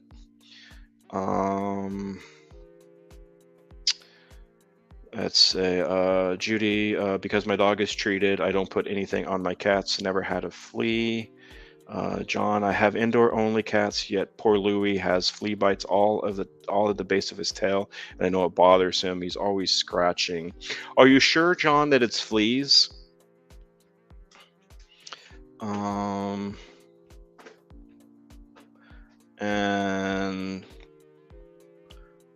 see, then Bird is just, I've been lucky that my boys don't have any fleas or ticks. And Anu, my cats also have fleas, and I have to use them because of Coco and Grace have long hair. Joe is saying that she lives in the UK, so it may not be. We all could look. We could look at Amazon. Everything's on Amazon, right? So maybe we all could look for Amazon on that. Okay. So here are some things, some natural things, right? So ways of helping, natural ways of helping with especially with fleas. Because ticks, they don't necessarily pose the same issue as a flea does. Fleas, they breed, right? They lay eggs on the cat or on the dog, and the next thing you know, you see fleas jumping all over your house. And that's a problem. So some of the natural ways to take care of some of the fleas, bathing. I know cats and water normally are not the best of combinations, but bathing in Dawn soap will help kill the adult fleas. There are some conflicting reports on if Dawn helps like take care of the eggs, but the adult fleas will be killed and they will drown with the Dawn with the soap, the bathing. So a cat bath. I know cats and baths normally they don't do well, right? But that is one of the more natural ways of getting rid of the adult fleas. Okay. Another good thing, and again, vacuuming, making sure that you vacuum your house. Again, I'm not saying anybody's not vacuuming their house, so please don't take it that way. I'm just talking about in general, vacuuming your house, especially if you have carpet, once a week. That see, because what vacuuming will do, vacuum will take care of any eggs that the fleas might have laid on the carpet. That'll help them. That'll help take care of them. Now, when I was asking you, John, earlier, as far as like, are you sure that it's fleas? So let me see here. John saying, yes, it is fleas. I know the symptoms. They just go to Louis because of his floof. I medicate Louis while separating him from the others. Okay. What I was going to say, what's really effective also with fleas. Hello, Shane Entirement. I hope you're doing well today, Shane Entirement. Thanks for joining us, friend. Is a flea comb. Now, flea combs are not like a normal, just this for a second. Flea combs are not like normal cat combs. Flea combs are they have, let me get my big old head on here. Flea combs have very, very fine, not bristles, but like teeth, like comb teeth, right? So as you're using that flea comb, it'll pull off any fleas that you might see. Now, and also the other thing too is, does everybody know what like flea dirt looks like? It's poop, but it's called flea dirt. Does everybody know what that looks like? Because as you're doing this combing on your cats or dogs, and if you use a flea comb, as you're combing, you're gonna see like this. It's like it looks like coffee grounds, basically. It just kind of has that coffee ground look. It's like brown or black, and it looks like dirt, but it's actually flea poop. So yes, your cat and or dog are getting pooped on all the time as they're having fleas. It's a horrible thing. But yeah, if you haven't seen it before, I would maybe check on YouTube. YouTube plug. Check for a flea comb, or just kind of check to see, watch a video. It's kind of gross, but it's something that's good to know for cat parents and for dog parents. Let me see. One very good thing. So this is these next few things after the vacuuming and the combing. These next like 3 things that are on here are safe, natural alternatives. Maybe not as effective. That's, I can't say that they're as effective because, like I said, I don't have a flea issue, and I don't use flea medication. But the research that I did, these things can be effective in helping minimize and getting rid of fleas. The first one, the one that starts with a D, I'm gonna have a horrible time saying this, but using Diatomaceous earth. I'm going to just say D-earth. Using D-earth, and make sure that it's food grade though, is something that can help with fleas on cats. I don't know about dogs, but on cats. It's yeah. So Jess here, thank you, Jess, for chiming in here. She's used borax powder and also the human grade or the food grade D-earth. Kind of messy. It stays in the air for a while. You can dust it into your pet's fur, but don't let them breathe in it, which is kind of tricky. But that could be an option. You'd want to put it, excuse me, kind of the base of their neck. Right, because fleas they tend to go to 2 spots. I'm sure you all notice who have fleas. Fleas tend to go to the base of the neck, where the head is, right?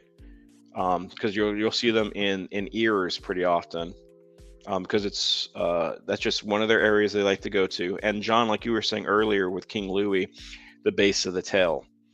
So be careful, of course, but sprinkle, kind of like Jess is saying here a little bit, sprinkle a little bit of it, base of the neck, base of the tail, and hopefully that'll help. So that's one kind of natural remedy.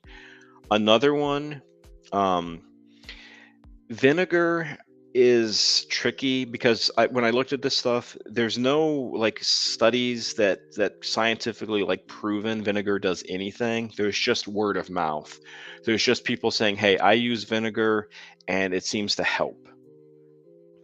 So that's all I can say about vinegar. Coconut oil is another good one too. Again, it's a natural remedy. Um, it's something to look into. Just these are all natural remedies that you want to look into if you have like a serious, flea issue potentially going on in your home or with your kitties, of course. Excuse me. A couple of good things for carpet, if you do have carpet, is salt. Now, I'm not saying, hear me out. I'm not saying this is salt, right? And I'm not saying go pour salt all over your home. No, of course not. Be careful with that. But sprinkle some salt down, because what salt does, it's kind of hideous what salt does. Salt will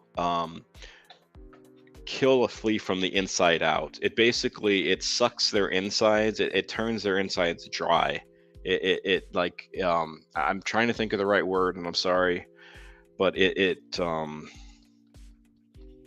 completely just dries up their inside, and they die a slow death, a painful death. So if you want revenge on those fleas, use salt and or baking soda.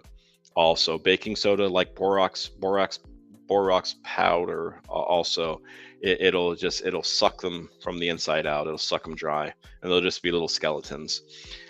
Bert, pouring salt is good for keeping spirit out. Bert, thankfully, I'm good with the spirits. I don't have any evil spirits. Thank you, Joe. Dehydrates. That's the word I'm trying to think of. I appreciate that. I'm glad that you're all here, keeping me in line and keeping me on track and making me make sense. Thank you, Joe. Hello, Wham. I'm getting better, I hope. Thank you for coming in, friend. I appreciate you being here. Let me see. Okay, I think that's it for that part. All right. Okay, yeah. So that's it. Let's see. What is John? So what about Dawn dishwashing liquid with a really good shower down afterwards? Oh yeah. So John, you might not have caught the earlier part, but it's in there with the bathing part of the with fleas. Dawn dish soap is great when it comes to fleas. Natural remedy. It does really well. I would recommend doing that. The tricky thing with Dawn soap though is it doesn't necessarily take care of the flea eggs. It'll get the adult fleas, but the flea eggs, I would recommend it. Tranquil is saying not to use it, but I've never had any inexperience. So Tranquil, why do you say not to use it? Just out of curiosity. I'm just curious. Because I love the discussion part. So, because I could be wrong, right? I mean, I'm not infallible and I do make mistakes and I own up to those mistakes. But I've never seen anything an issue with Dawn. But let us know in the chat though, Tranquil, on why not to use it. So that's it with fleas and ticks. Hopefully it was informative. Let me see. So Tranquil. So I read about a cat that died from Dawn. Okay. I mean, I wonder, did the human not know what they were doing? Did the human get, I don't know, get it into their, I want to say, did the human get the Dawn into the cat's body? Like, did they drink it? Um, was there, hello, Alicia. Hope you're doing well, friends. Um, yeah, and like anything else, with anything in this discussion, if you're not sure, then do your research also. Don't always do your own research on things. This is just a place for some topics to talk about, advice and stuff like that. Just always do your research on things. Let me see, what is Tranquil saying? So it burned the skin. I wonder then, Tranquil, if the cat had a skin issue, like an underlying skin issue that just had an issue. Oh, and by the way, also, for everybody in here, Alicia World of Pets is kind of new-ish to the channel, and to the group here. So if you all could say hello to Alicia, I would appreciate that greatly.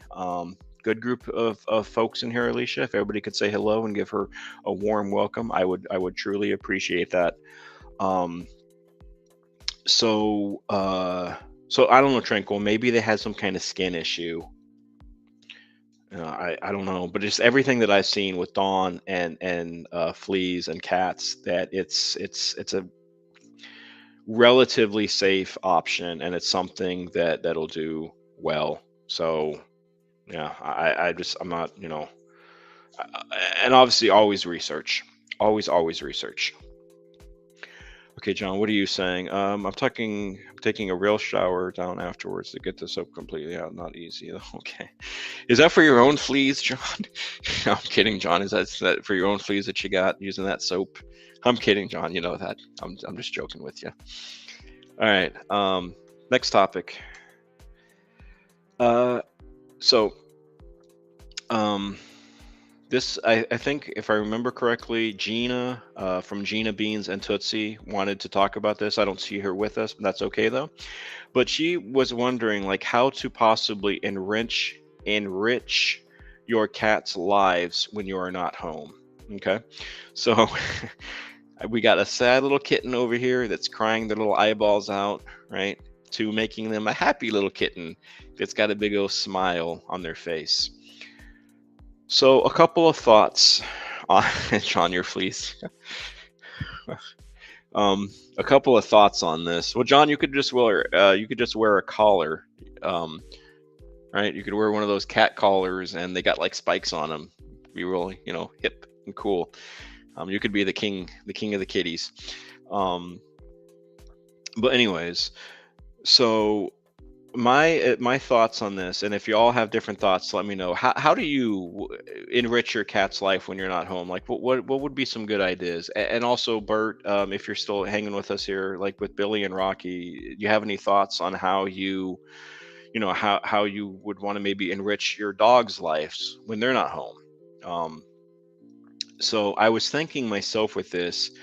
Let's say if a person has just one cat, right? They are a single cat, and that's all they have. Such as, like, for example, Burrito Cat, just one kitty to my knowledge. Some other friends have just one kitty to my knowledge also. One of the best ways of ensuring that the cat is not sad when you're not at home, whether it's work or whether you're going on a trip or something, I mean, I hate to say it, but is getting another cat, right? That usually will ensure that they're not bored, as long as the cats do well together and don't wind up, trying to not do harm to each other, obviously. So getting another cat is kind of an obvious one, but let's say that you can't do that or you don't want to do that. Other ways of enriching your cat's life when you are not there is perhaps just some ideas. Making sure that they have plenty of toys. Making sure that they have availability to play. Raf here is saying to keep the routine as normal as possible by keeping some windows open so they can get some of that fresh air and kind of, enjoy nature. John is saying that his cats are so attuned to their daily routine and they go nuts on Monday morning when they know that I'm going back to work. Louis fights my work boots as I'm lacing them up. So having more cat toys could help. Having more places that they can, just kind of occupy their time can help. A great thing nowadays, as I'm sure everybody has seen, especially like say on YouTube, perhaps setting up one of those like cat enrichment channels, right? You know what I'm talking about. I'm sure you've all seen them before. You go on YouTube and you put in something like, I don't know, cat TV, right? And you see a lot of maybe there's birds flying around, or there's squirrels running around, or there's maybe fish that are going, fake fish that are going in the water, something to kind of occupy their time for a little bit, an idea, perhaps. Let me see what Jennifer is saying. I like to move toys to a different/new spot. Then they think it's a brand new toy and they start playing with it again. That's a good idea, Jennifer. So those are some good ideas. Like I said, maybe using a TV. Now, of course, be careful, because there is a potential if you do have your TV on and you are not home. Depending on what kind of kitty you have, you could walk into a situation where you are going to need a new television because, well, they broke it because they got too excited chasing that bird, excuse me, or that squirrel, or that fish. And, it happens. Cats do break things. Cats knock things down, right? So, but anyways, I think there's just some of the ways of that you can help kind of enrich toys. Some of the ideas here. Raph was saying the Pearl Drama scratched the TV a few times. Yep. So, and then just maybe having a new friend also. Let's see, what is John saying? They just love me. They have their fun with each other and open windows. They just want to stay. They want me to stay there with them all the time, and they have toys and toys and toys. All right. So that's pretty much it on that one. Okay. Is there any questions so far? There are two more things I want to go over, and then we will be we'll start wrapping this live up. I appreciate everybody's time being here with me. But does anybody have like any kind of questions, general questions, before we move on? And I'll give a few moments. That is Yoda. Yes, correct, Jennifer. I like that as my question picture, because he looks like he's questioning with his airline ears.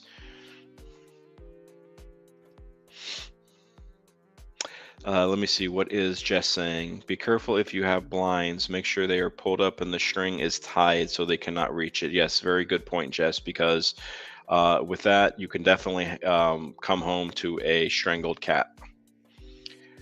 Nowadays, I mean, everybody obviously is living, we all live in our homes, right? And we live in there's new blinds nowadays where they don't have the string. I don't know if anybody's seen these, but they don't have the strings anymore. So you pull them up or you bring them down, just like with the blind itself. So it doesn't come with a string anymore. It just, you pull up and you push up or you pull down. There's no string attached to these blinds anymore. I don't know if anybody else has those kind of blinds, but that's what we have. So they're kind of like newer blinds over the last couple years or so. They're in a lot of homes now. All right. Okay. Let me take that off. John is talking about his exhibition style, which I guess that's just how they do it in Virginia.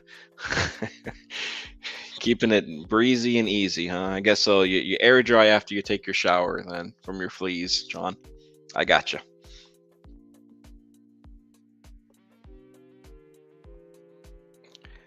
All right. Let me see. Okay. Next little segment here is uh, fellow cat creators and channels. Now, there are a couple of new ones that I added in this part here, and one of them is here at the moment. Alicia's World of Pets. Just recently, kind of connected with her. She's got some content, some kitty content, some doggy content. She is a animal enthusiast and an animal lover. And she's been looking for kind of like a cat community or I guess a pet community overall. So I think she's found the right place because there are definitely a lot of animal and especially cats enthusiasts and a very good community that's in this live. So I think you hopefully found the right place, Alicia. So welcome in. Um, Another new one, relatively new one, been around for a little bit, is Ann Hayes. Heinz. I'm sorry. She is from Turkey. She has a bunch of different type of videos. Some cats, some dogs. I think some chickens, roosters, that kind of stuff. And another wonderful human being. Also, I think almost everybody knows Anne now. She's kind of been kind of hanging around for a little bit. Another good channel to to get to know. And then. Nothing new on this one. Everybody's the same. I'm not going to go over these again. Now, if you are new, like Alicia, if you are new to or being new, if you want to check out these channels, let me know, and I can make a post and I can put some of these folks in here as like a link. Um, so, but just let me know on that, Alicia. I can definitely like send you a post or do a post on some of these channels if you're interested. Just let me know. So there's nobody new here. Everybody knows these channels. I don't have the time to go over every single one of these channels. So some more channels here. Again, I think everybody knows these channels.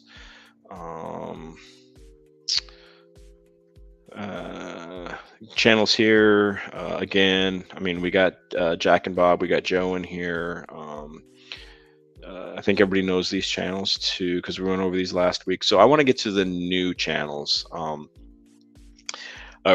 going these alphabetical. So each time we're going to see some new names on there. Maybe some names you don't know, maybe some names you do know. But this group here, if Jennifer is still here with us, we have Jennifer Morales of Feline Films and her 5 kitties. Great channel, very wholesome stuff, and always like her videos, checking them out when they come up. A channel that you all may not know of, I think I've seen Raph and maybe Judy commenting on this channel, but I'm not sure. And that's JJ and Lulu, 2 kitties, obviously JJ and Lulu. I do like that channel. So that may be new to you.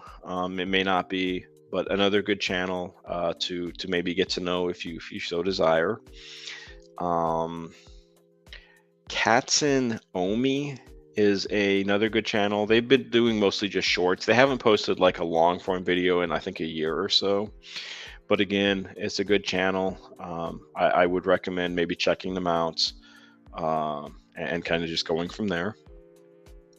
Another channel here, Living with Ragdolls. I think most of you are probably familiar with Living with Ragdolls. I mean, hence the name. They obviously have ragdoll kitties. I'm trying to think of some of their names. I think there's a Harry or a Henry, but there's so many cat channels that I follow and try to keep up with. It's difficult to remember all of the cats. I mean, just to be honest, it is. Master Trender is another kitty channel. Now, I think they lost the kitty, and I think Tranquil told me about this. And I think the cat, because I saw the post, I think the kitty's name was Zeus. I don't quite remember what the kitty passed away from, but Master Trender is another cat channel.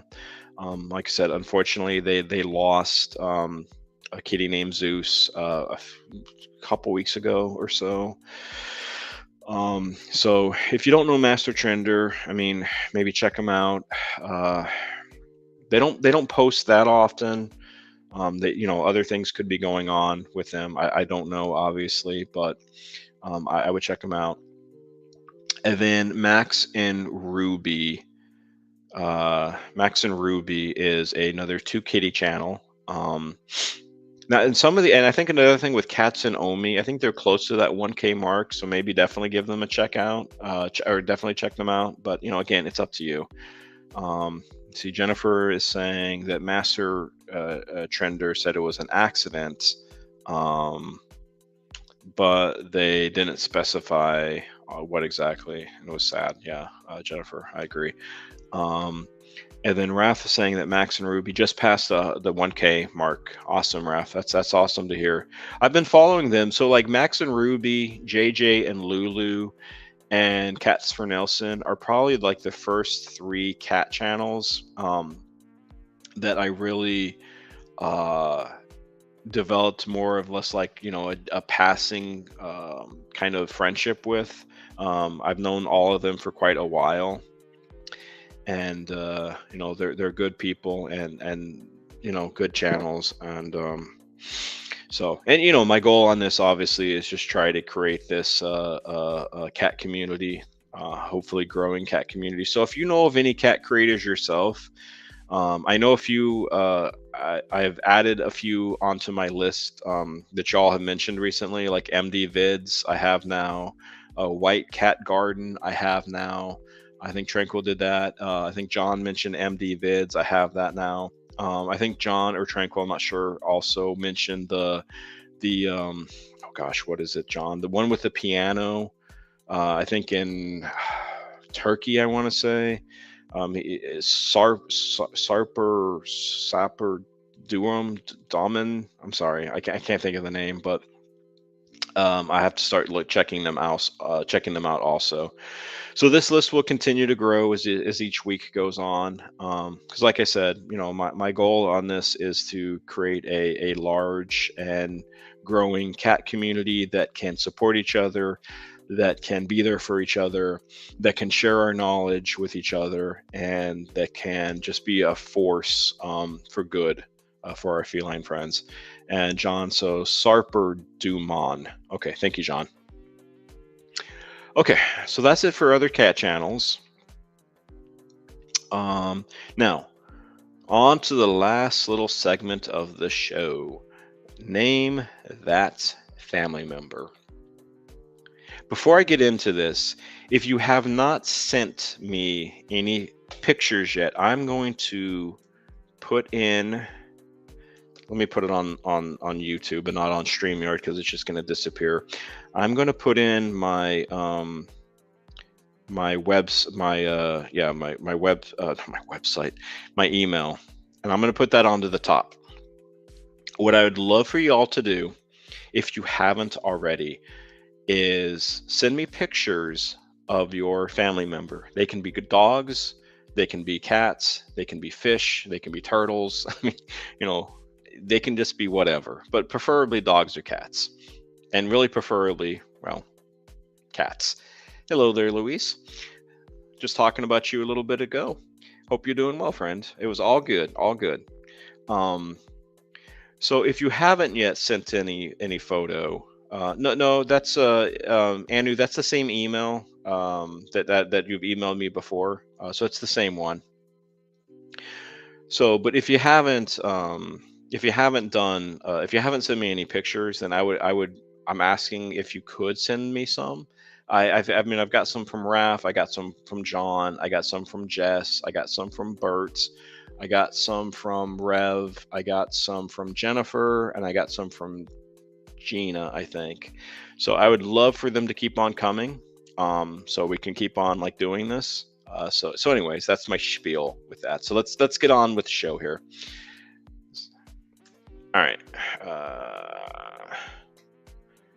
All right. So this is the first entry on name that family member. I'll give everybody obviously a few moments, but who is this?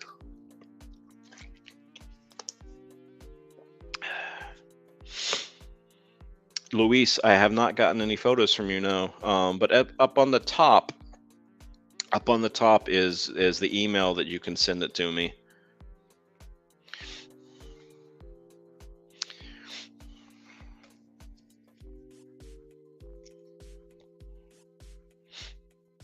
Let's see.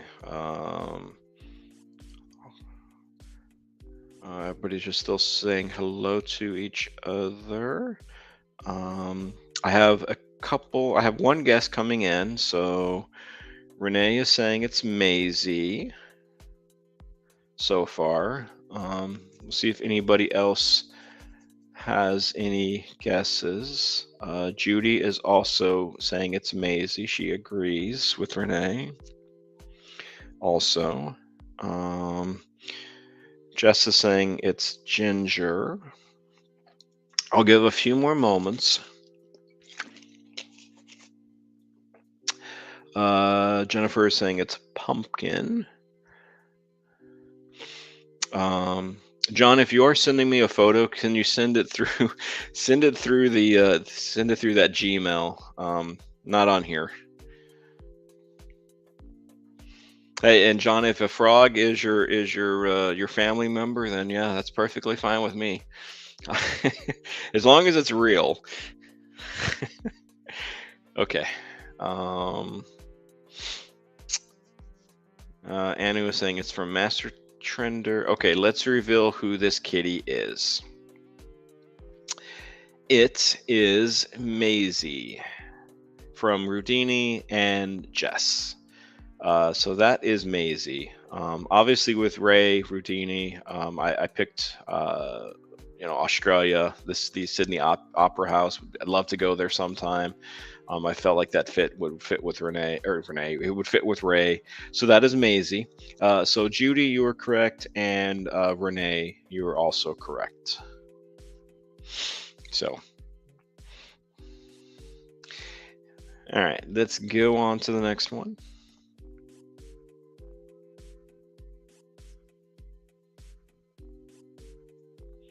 All right, who is this pooch?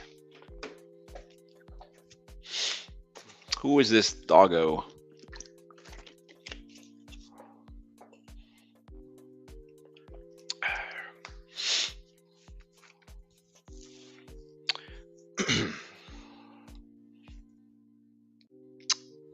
See what people are guessing on this. So Renee is saying it's Rocky. Raph is saying it's Rocco. Jennifer is saying it's Rocky. Jess is saying it's Rocky. Veronica saying it's Rocky. Burrito saying it's Rocky. Judy is saying it's Rocky. Anu is saying it's Rocky. John is saying it's Rocky. Luis is saying it's Rocky. Okay, let's reveal it. And it is, yes, it is Rocky from Bert's Beats. Obviously, I wasn't sure what to put. I like to put like a little image with each of the creator, the channel creator. And I thought with Bert, well, he does the singing, and I know he loves his karaoke's. So I figured, hello there, Sweeties Cat World. Hello, Alice. I hope you're doing well there, Alice. Kind of wrapping up here, but I'm glad that you can make it for these last few minutes in here. So I was thinking with Bert, have a karaoke. I love he does his singing, and I know he loves his karaoke machines. And I think I heard somewhere that with Filipinos they all need they need mini karaoke machines. It's just part of the culture is as many karaoke machines as possible. So I went with that. So you are all correct. I'll wait a few moments as everybody is saying hello to Alice, who just popped in from Sweeties Cat World.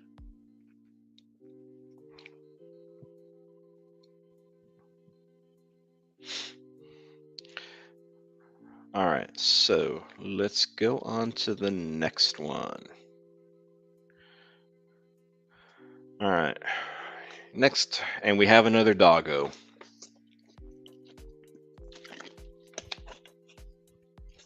This one might be a bit of a challenge, maybe.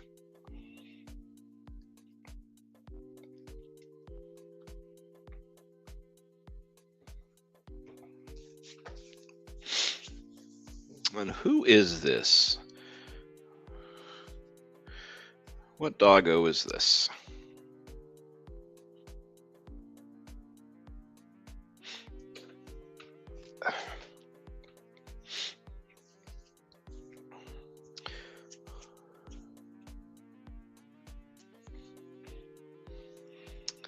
All right, so Judy is saying Annie's dog Spots. Okay.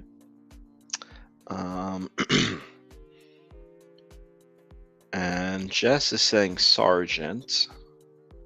Anu is saying no idea. Raph is saying Petey. John is saying question mark. Says no idea. Hello, Anne. Thanks for popping in, Anne. Hope you're doing well. We got a few more minutes here.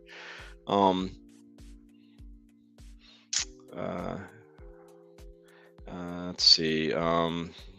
Judy is saying, Anne, it's your dog. Luis is saying, I don't know.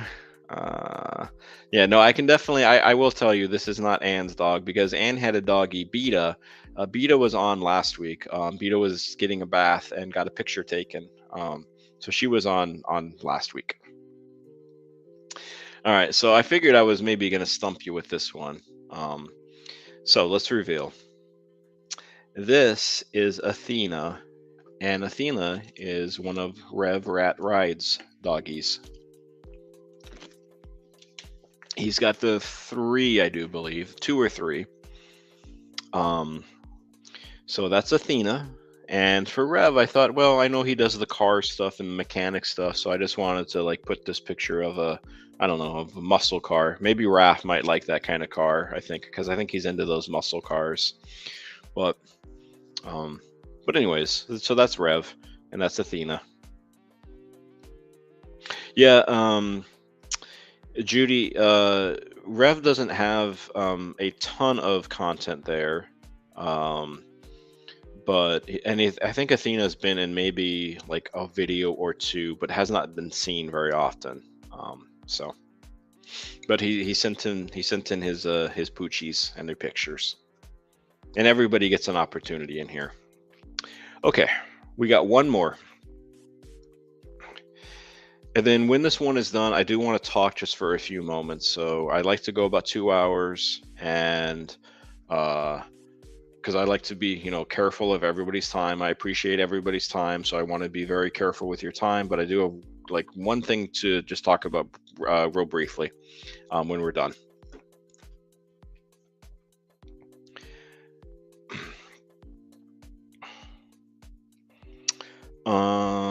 Luis, do you have? So, Luis, are you asking me? Do I know, or am I connected to Patty and Willie? Is that your question? Is that what you mean by that? Because if that is what you mean, then yes, I am. Luis, eventually, because I'm doing them alphabetical order, so I haven't gotten to the P's yet. So once I get to the P's on my list, then you will see Patty and Willie on there because it's in alphabetical order. So, but they will be there though, probably maybe in a week or so. All right, let's see what people are saying here, because I think people have done some guessing here. So Anu is saying it's Tootsie. Jess is saying Tootsie. John is saying that's Tootsie. I'll give a few more moments if everybody wants to make a guess. Anu is saying Tootsie always likes to sit by that rear window. And you are welcome, Luis. Yes, Patty and Willie are a good, very kind, a very kind creator, and I think is a very humble and honest and awesome person, as pretty much everybody here is. So, Anne is saying Blackie. Well, the cat is black, that's for sure. Renee is saying Tootsie. Raph is saying Dudley Moore. And okay, so let's reveal. Let me hide that. And it is Tootsie from Gina Beans and Tootsie. And I didn't know really what to put for Tootsie. I kind of struggle with some of these, so I just put a Tootsie roll. I figure out her name is Tootsie, so I don't know, maybe it goes together. So, but so yeah, let me check my email real quickly since I think it was Alicia said that she sent something. So I have 6 things. Okay, so Luis and Alicia, I did get pictures from y'all, so I appreciate that. Um, I appreciate that kindly, and so they will be added on to this list of these pictures because I think this like name your family member is something that's fun and something that people like. So what I wanted to real quickly, briefly talk about 2 things real quickly. One, next week, next Sunday, let me get this light out of your eyes, is Easter, right? So right now, I am not sure if I'm going to do a show next Sunday or not because one, I don't know how many people are going to show up necessarily, just being honest. And two, I don't want to take people like time away from people's Easter, Easter celebration. Depending on what you do on Easter, some people don't celebrate it. Some people celebrate the whole day. So I'm debating right now on whether I should have a show on Easter. I don't know as of right now. I might not. I might do like a community poll, like, hey, do you want to do a show on Sunday? Or they're like, nah, I'm going to be busy on Sunday, so don't worry about it, kind of thing. So uh, that's just what I wanted to talk about real quickly for next Sunday. Secondly, if you know of any cat channels that are interested, including yourselves, that are interested in being on this live with me, I would love to know about it. You don't have to say here if you don't want to, but if what I'd like to do is maybe have like another segment of this because I'm always trying to think of ideas, and it's something Raph talked or asked me a while ago if I plan on ever having any cat creators, cat channels on here, and I said, yeah, absolutely, I'd love to. So if anybody wants to, be on here, and you don't have to be on here the whole time. You can be here on here for 5 minutes if you want to. It's to talk about your channel a little bit. It's to talk about your cats. It's kind of to talk about, what maybe is going on in your life. Um, and the thing is, you don't have to be on camera. I see Luis is saying I would, but I don't show myself on this series. You can have your camera off if that works for you. If you want to. I don't care personally if you have your camera on or not. It's totally up to you. It makes no difference to me. But it's just the invite is out there for anybody and for everybody who may want to just pop on here and